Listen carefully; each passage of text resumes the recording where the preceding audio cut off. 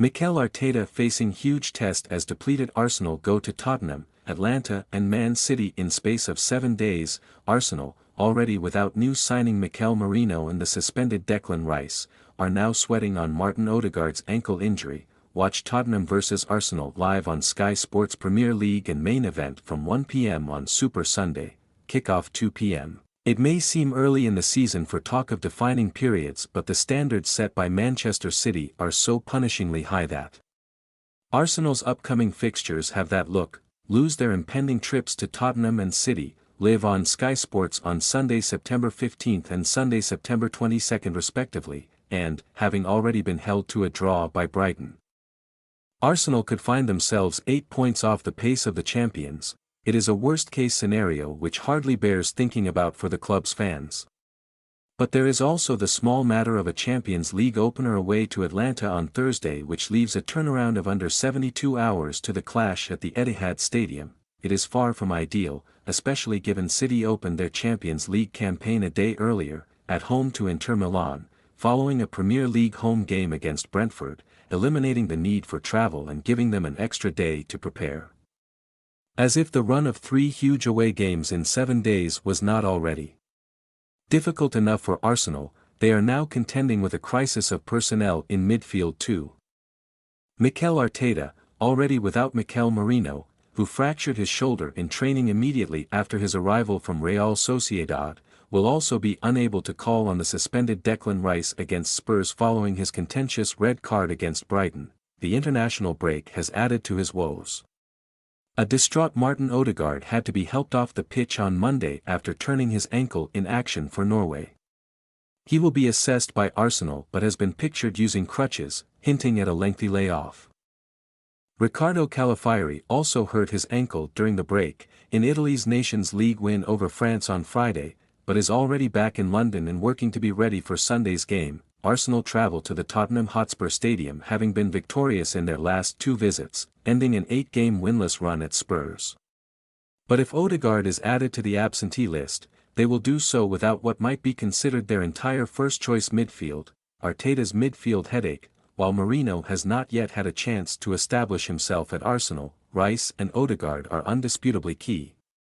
In fact, since Rice's arrival from West Ham at the start of last season, Arsenal have only contested 3 games out of 55 with neither player starting. The first of those 3 games saw them beat Brentford 1-0 in last season's Carabao Cup. But they were beaten 3-1 by West Ham in the second, and drew 1-1 away to PSV Eindhoven in the Champions League group stage in the third. The last time Rice dropped out of the starting lineup for a Premier League game was the 2-0 win over Luton Town in April, when he was replaced by the departed Emile Smith-Rowe. For Odegaard, you have to go back even further, to the 3-1 victory over Burnley in November, for which Kai Havertz was deployed as Arsenal's right-sided number 8 in his place. When it comes to how Arteta's midfield takes shape on this occasion, the only apparent certainty is the inclusion of Thomas Partey, who has started their first 3 games of the season at number 6, with Rice playing as the more advanced left-sided number 8, if Arteta wishes to persist with the 4-3-3 system he has used in all 79 Premier League games since the start of the 2022-23 season, according to Opta, and assuming Odegaard is unavailable as well as Rice, he will need to fill not 1 but 2 number 8 roles. Leandro Trossard is one option, with Gabriel Martinelli and the newly signed Raheem Sterling able to step in for him on the left wing, while Havertz is perhaps a more obvious one given he played more than half of his Premier League minutes as a number 8 last season. Moving Havertz, though, is complicated by several factors, the first being the importance of his contribution up front. The 25-year-old has 10 goals and 7 assists in 15 Premier League starts as a striker for Arsenal and produced arguably his best display yet in the role in their 3-2 win at the Tottenham Hotspur Stadium in April, scoring 1 goal, setting up another and providing an effective outlet for long passes with his aerial and hold-up ability.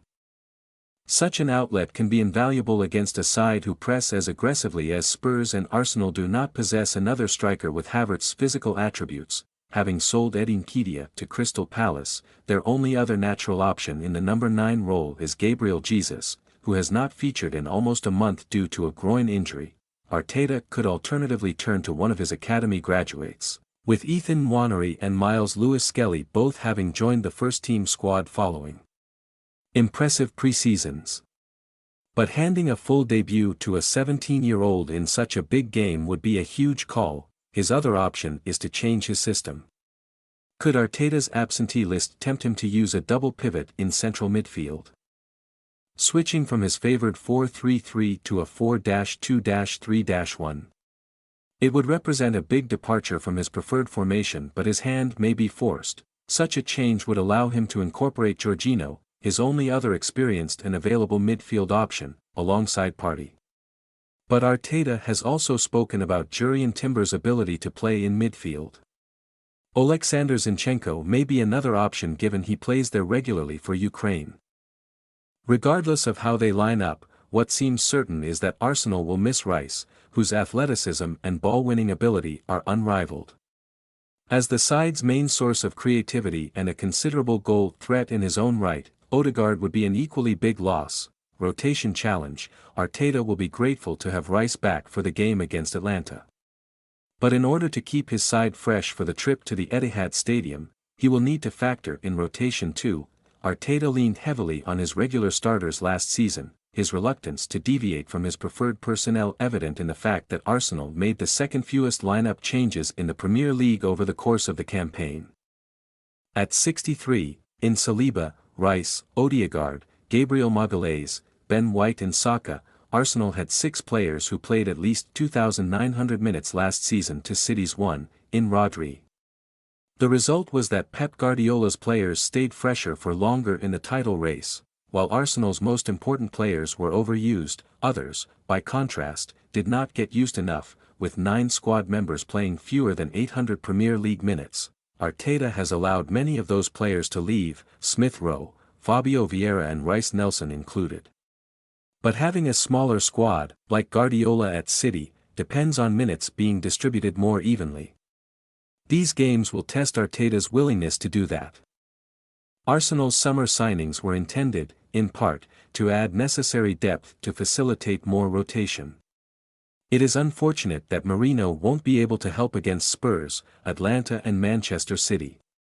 But Calafiori is working to be fit for the Spurs game and Sterling is available. Timber effectively counts as a new signing too, having missed last season with an ACL injury. Arteta will need to make use of his whole squad this time around, and pragmatism will be also required when it comes to his priorities if he is to navigate Arsenal's next 3 fixtures successfully. Arsenal have 8 league phase games in the reformatted Champions League this season. Plenty of opportunities, in other words, to make up for any possible slip-up against Atalanta on Thursday. They only get 2 chances, though, to take points off Manchester City in the title race. The importance of the meetings with City was hammered home at the Etihad Stadium last season, when a goalless draw that looked a good result at the time ended up costing them the title, and as if beating Guardiola's side on their own patch was not hard enough, Arteta must first steer Arsenal through the first of 2 other away games with depleted options and little margin for error.